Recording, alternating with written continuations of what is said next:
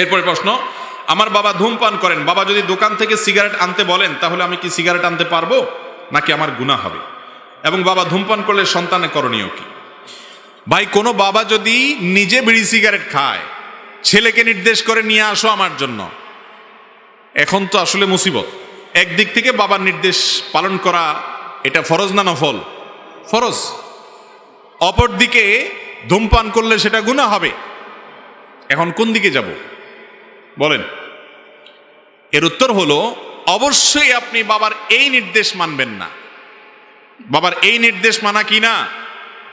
বাবার মার নির্দেশ মানা ফরজ যতক্ষণ পর্যন্ত তারা বৈধ কোনো আদেশ করে। বাবা মা যদি কোনো অন্যায় করতে বলে তাহলে সেই নির্দেশ মানা যাবে।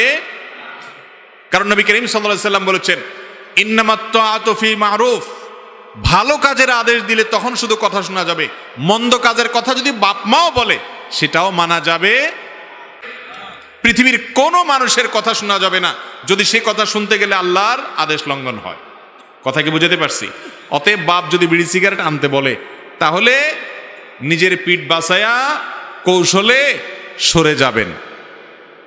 এক কথায়, অন্যায় কাজের কথা বাপ মা করলেও সেটা মানা যাবে না, কিন্তু তাই বলে তাদের সাথে বেয়াদবিও করা যাবে। সুন্দরভাবে সেটাকে ইগনোর করতে হবে, এড়াতে হবে। প্রথম